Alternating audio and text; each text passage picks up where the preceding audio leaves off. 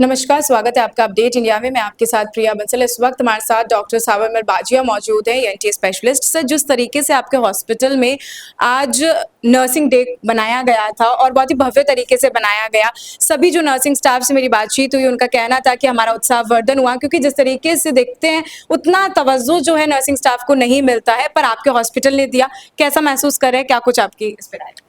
आज international nursing day है और जैसा कि अपन सभी को पता है कि हॉस्पिटल्स की जो भी बैकबोन होती है वो नर्सिंग स्टाफ ही होता है, जिसको अपन रीढ़ की हड्डी कहते हैं। कि नर्स जो भी हेल्थ केयर डिपार्टमेंट है, हेल्थ केयर फैसिलिटीज़ है, उसके लिए नर्सिंग स्टाफ का सबसे इम्पोर्टेंट रोल होता है।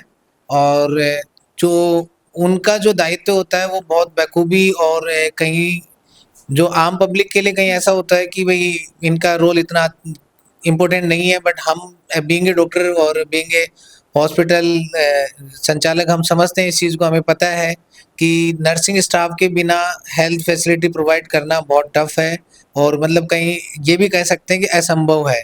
उनके बिना ये चीज़ संभव नहीं है। और जो मैं मेरे स्टाफ के लिए कहना चाहूँगा कि बहुत ही जज्बे के साथ में वर्क करते हैं और 24 आवर्स मरीजों का पूरा तहे दिल से ख्याल रखा जाता है।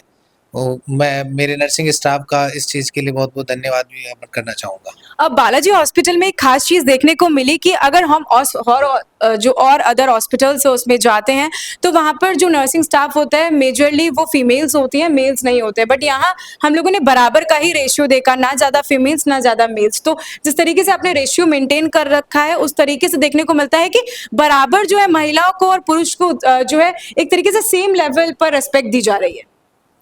ये दोनों चीज़ें दोनों इम्पोर्टेंट होता है। देखो, जेंडर डिफरेंस के हिसाब से इसके अंदर कोई ज़्यादा फ़र्क आता नहीं है। और मैं तो यही चाहूँगा कि जो भी नर्सिंग स्टाफ अपनी पढ़ाई पूरी कर के आ रहा है, उसको अच्छे से काम सीख कर के आए और फिर उसके बाद में भी हम जो इंस्टीट्यूट होता है उसकी भी एक ज़िम्मेदारी बनती है कि उनको उस लेवल का काम सीखने को मिले, उनको ऐसा हेल्दी एनवायरनमेंट मिले जिसमें वो अच्छे से वर्क कर सकें। और कोई चीज़ उनको सीखनी हो तो उसके लिए हमारी पूरी टीम हमेशा तत्पर रहती है उसके लिए।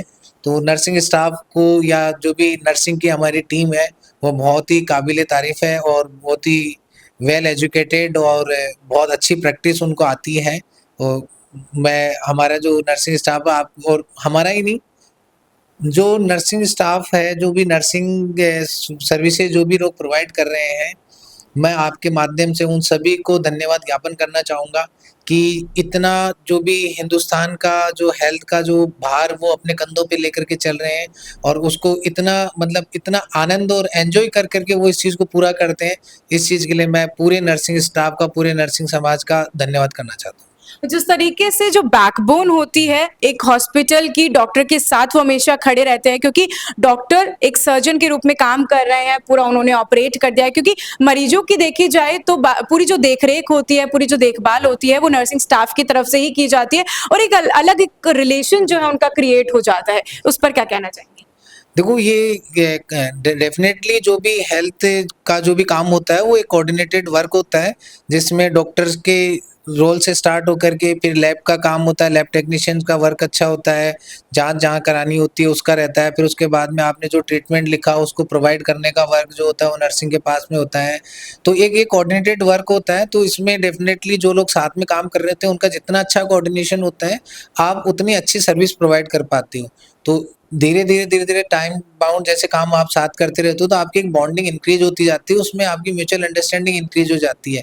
तो उसमें आपका प्रॉपर डायग्नोसिस करना, पेशेंट को सर्विस देना ये इम्प्रूव होती है। तो कोऑर्डिनेशन अच्छा होना ही चाहिए और हमारे यहाँ पे इस चीज़ का विशेष ध्यान रखा जाता है। अगर हमारे दर्शक देख रहे हैं तो आप अपनी तरफ से कुछ बोलना चाहेंगे उन नर्सिंग स्टाफ के लिए, उन नर्सिंग स्टाफ्स का जो काम कर रहे हैं, उनका उत्साहवर्धन किस तरीके से करना चाहेंगे? मैं आपके माध्यम से सभी नर्सेज़ को आज के दिन की बहुत-बहुत शुभकामनाएँ देना चाहता हूँ। इंटरनेशनल नर्सिंग डे है और मैं आप सभी के उज्ज्वल भविष्य की कामना करता हूँ और मैं चाहूँगा कि आप ऐसे ही मन लगा कर के काम करते रहें, ऐसे ही सेवाएँ देते रहें ताकि अपना समाज स्वस्थ रहे। धन्यवाद।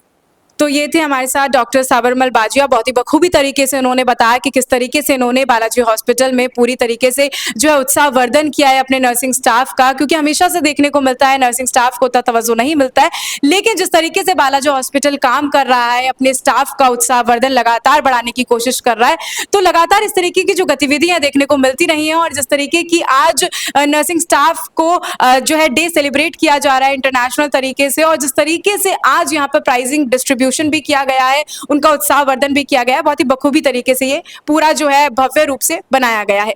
ऐसी और भी तमाम अपडेट्स और जानकारियों के लिए आप बने रहिए हमारे चैनल अपडेट इंडिया के साथ। जयपुर।